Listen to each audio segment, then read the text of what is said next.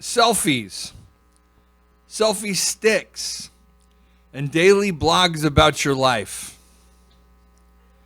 What is the point? Seriously, think about what is the point. Hold on, I have to fix my microphone just a second. Okay. We have become the most narcissistic generation in history.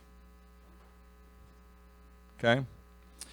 The Mayo Clinic says this,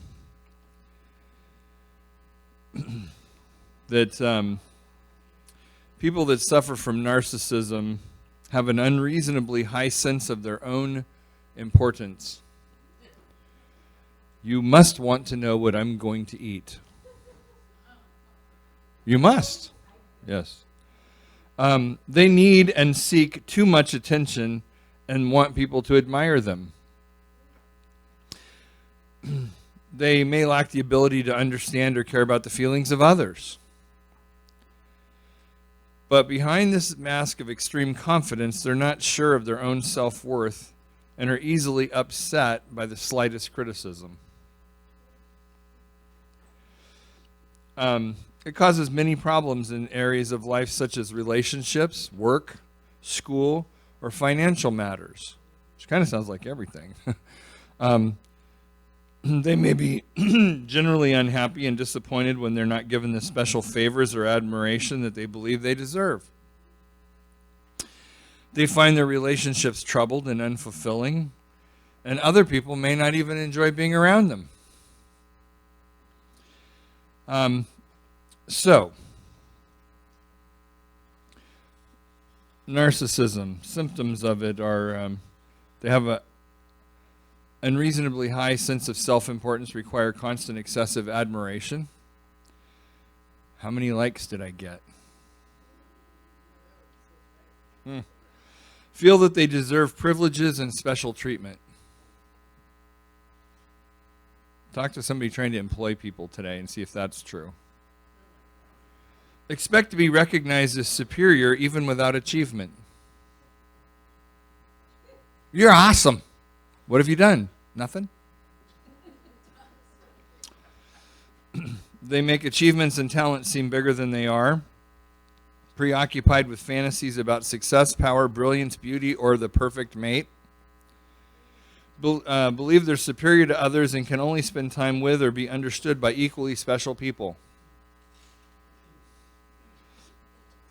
Critical of and look down on people they feel are not important. Are you a follower?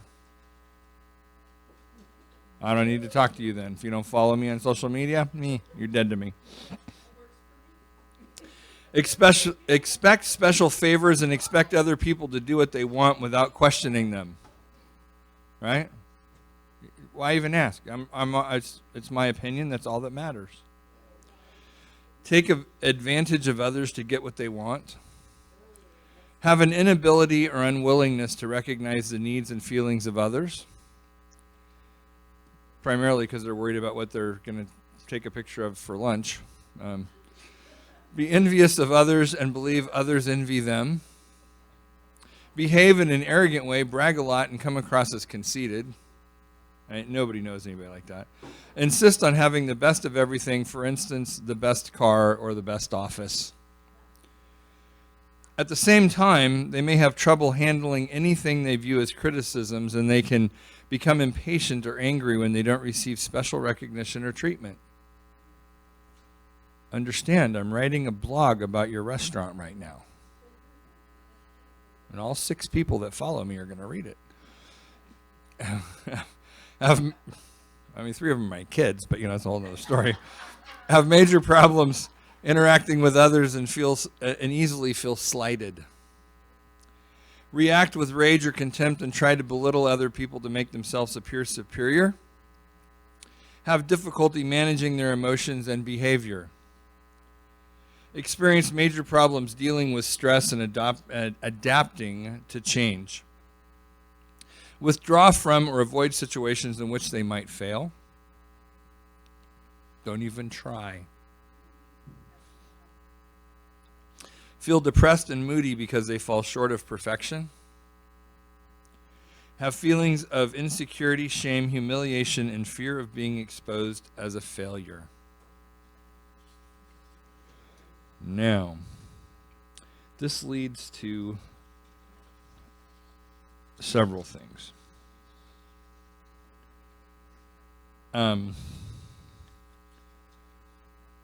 Complications can include relationship difficulties, problems at work or school, depression and anxiety, other personality disorders, an eating disorder called anorexia, physical health problems, drug or alcohol misuse, and suicidal thoughts or behaviors, because narcissism is considered a personality disorder.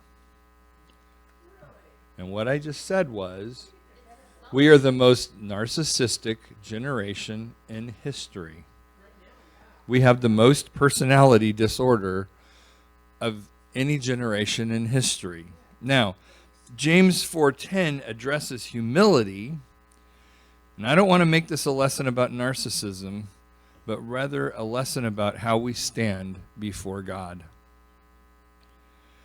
So James 4:10 simply says, humble yourselves before the Lord, and he will lift you up in honor. And that's from the New Living Translation. King James says, humble yourself in the sight of the Lord, and he will lift you up. Humble is to be bowed down. Be bowed down before God. Right? We can see that picture in our mind, that we're going to be on our knees before God, or we're going to be on our face before God. You come into the king's court, you bow down, right? We get that picture. That's not a problem for us to see that or understand that. But see, it's also a heart attitude. How's your heart? Is it humbled before God? Is it bowed down before God? Or is it really all about you? Is God pictured in your selfies?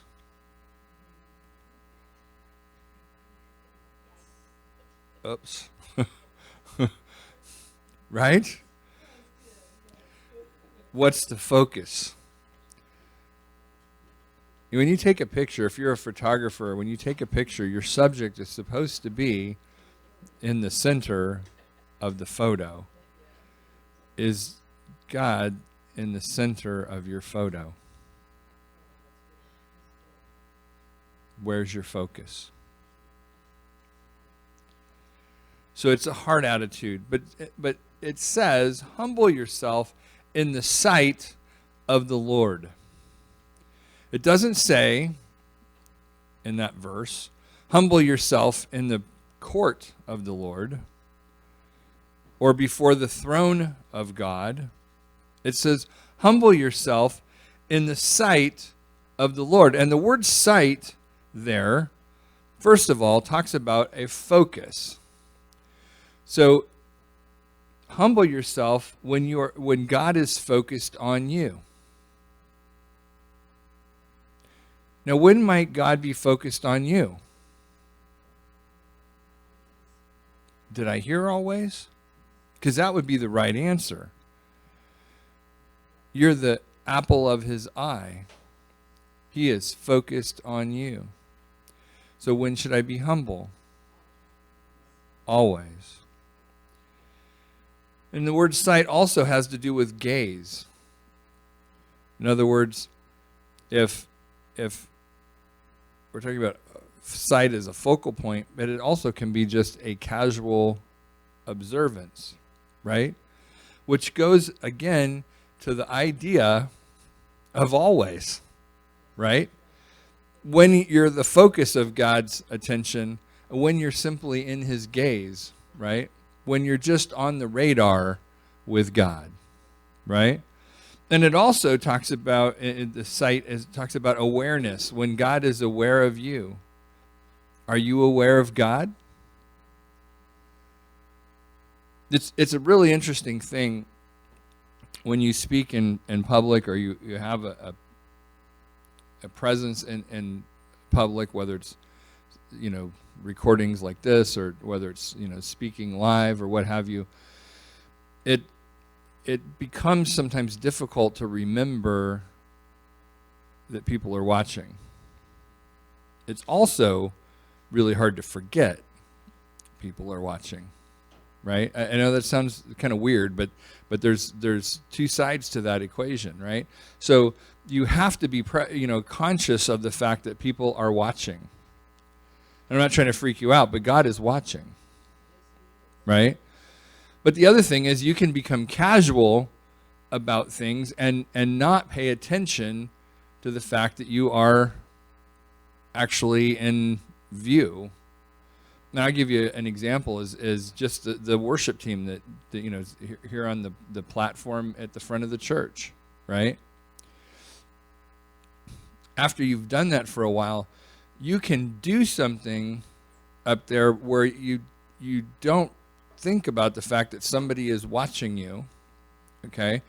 And that happens because there's almost like an invisible barrier that goes up in your mind where you forget that it projects beyond that space, right?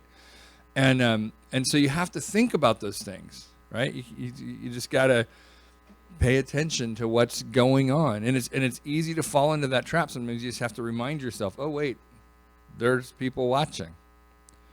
In my job, we always take new people and we teach them this thing we call life in a fishbowl. Because 24/7, you have to think about the fact that there are people who are watching you.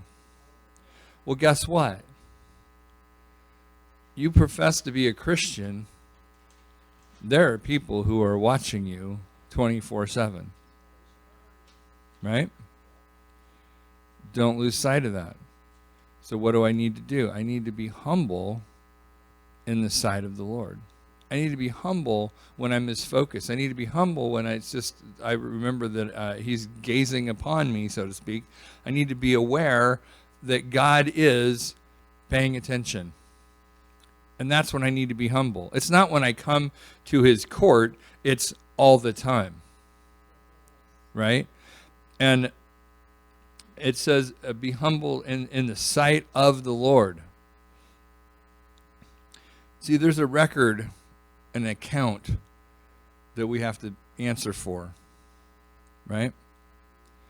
There is a judgment seat of Christ. There is a judgment for believers. It's not, are you a sinner and are you going to hell? That's resolved by our salvation.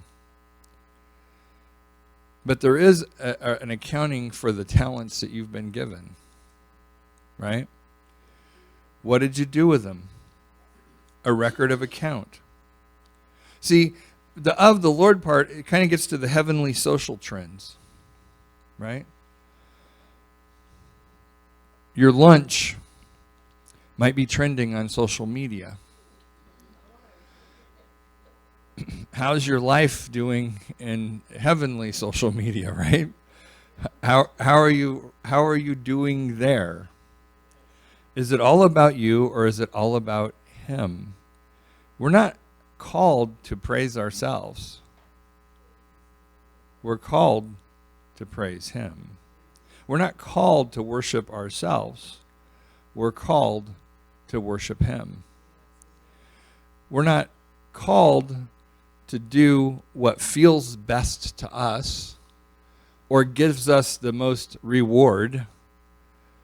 We are called to bring glory and honor to him. That's our purpose. See, it says he will lift us up. He is God, the Lord, existence. He will lift us up. We know the Bible tells us that if you get your reward here on earth, you don't have the reward in heaven. Well, that's again, how many likes did you get for that instead of getting anything from heaven? I don't know about you, but likes on social media are pretty short-lived, right? I need God's lifting me up.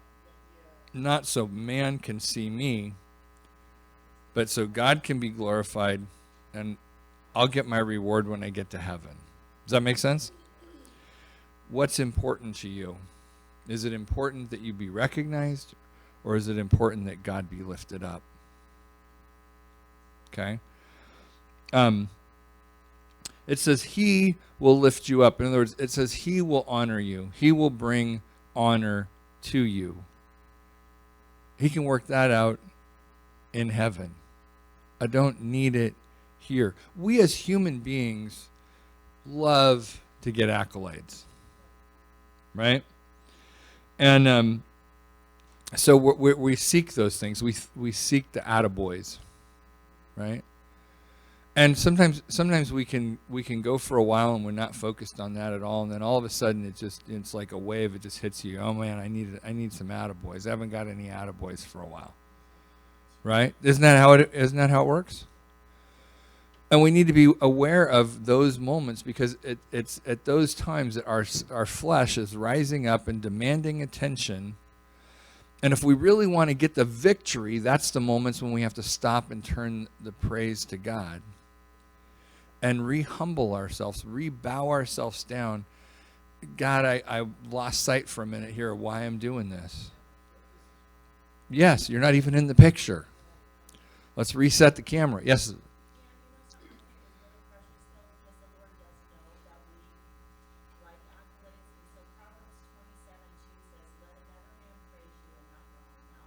Yes.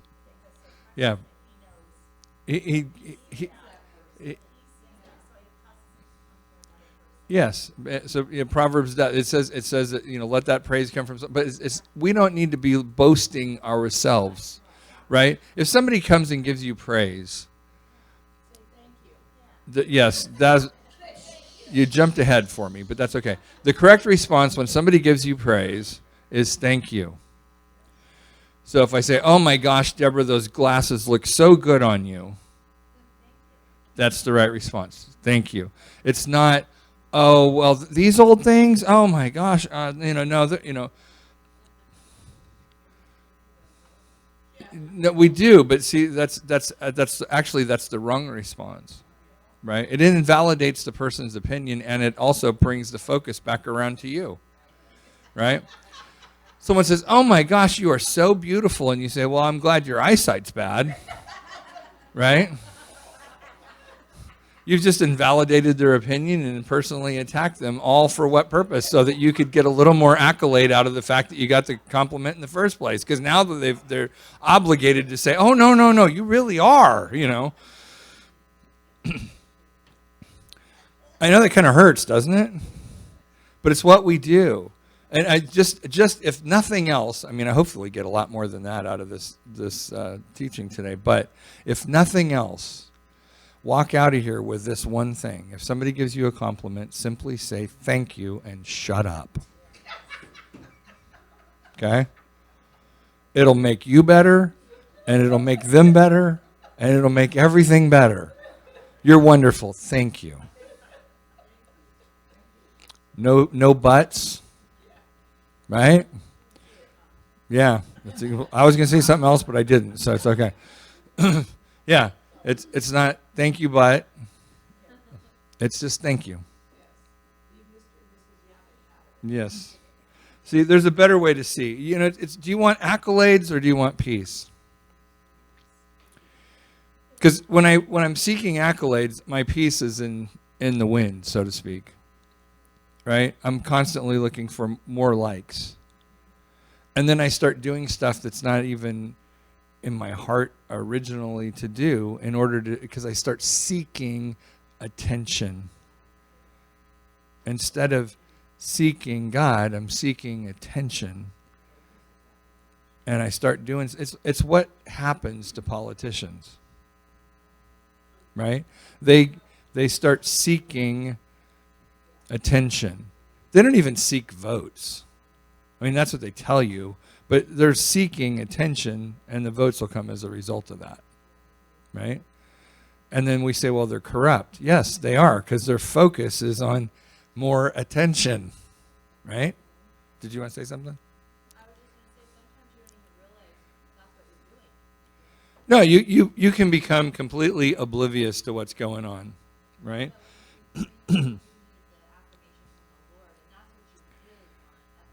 We want godly affirmation, but there's times when we want to be recognized, right? We want other people to think highly of us or whatever.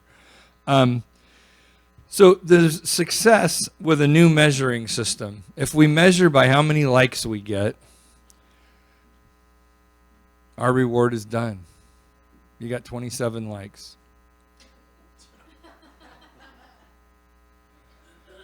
Versus a reward in heaven. Versus the reward of seeing a life changed because of a testimony of your life well lived. Right? And it's, it's not, wow, so many people like me. But have you changed anyone's life by letting Jesus shine through you? Am I humble in the sight of the Lord? And am I letting him lift me up? Not for more likes, not for more accolades, but lift me up so that people can say, I want to be like that. I want to live my life like that. Right? I want to let God shine through me too. See, that's what we're after. The true reward is what God brings to us in heaven. That's our true reward. And if we get our focus in our life selfie in the right place on God, then none of these things will move me.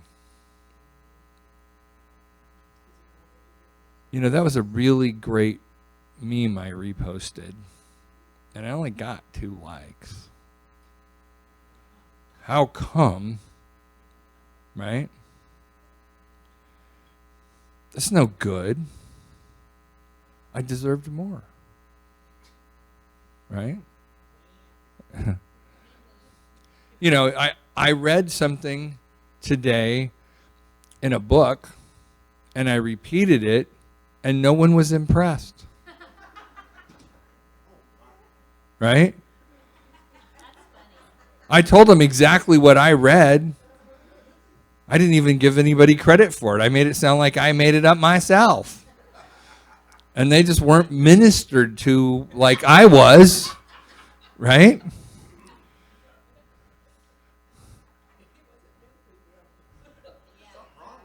Yeah, there's something wrong with those people. I'm telling you right now.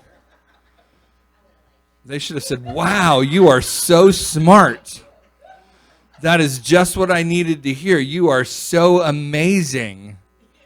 Your walk with God is astounding.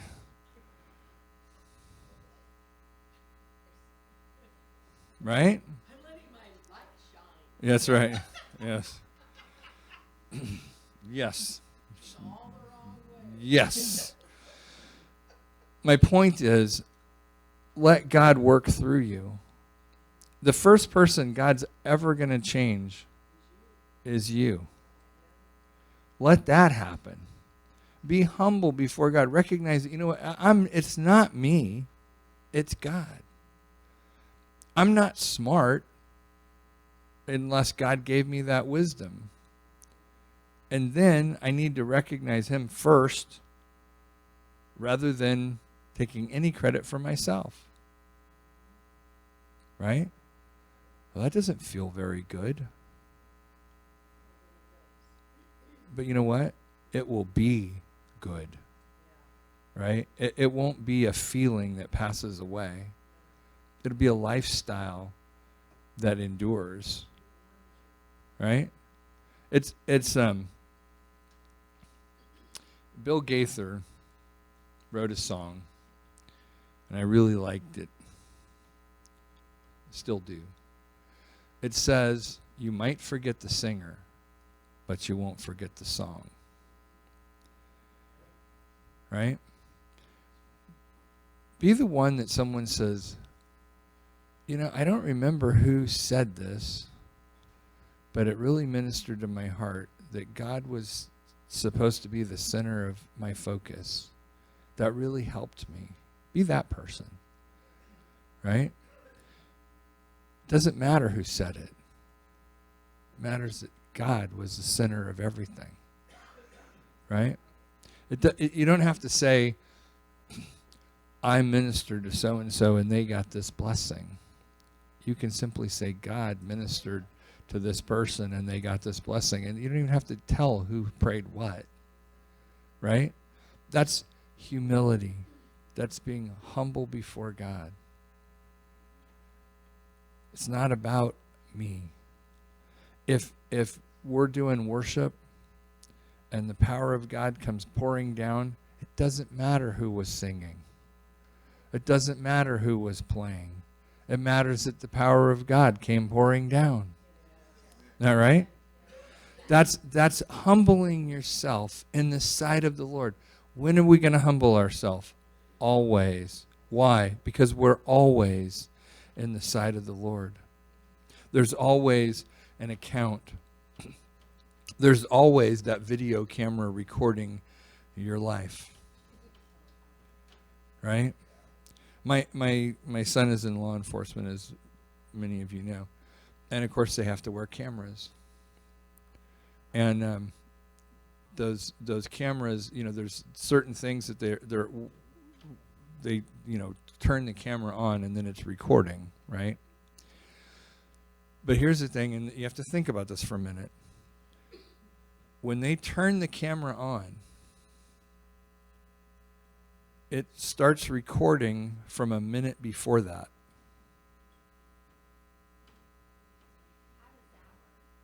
Because the camera is always on. It's not always retaining, but it's always on. So when you turn it on, the permanent record starts from the minute before they turned it on.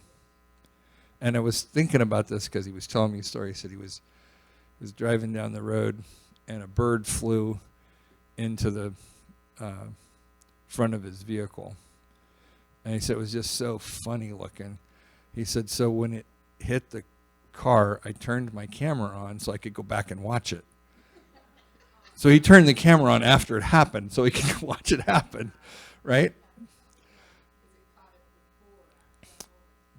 But think about that. But that's how your life is. When you have that bad attitude and seen in public, you become aware of, oops, got to fix my attitude. Guess what? It's been recorded since before you had your bad attitude, right? Humble yourself in the sight of the Lord and let Him lift you up. Let God lift you up. That's what you need. Humble yourself. That's what you can do. Bow down. Let Him lift you up. Okay? Give Him honor, and He will honor you. And that's it for this week.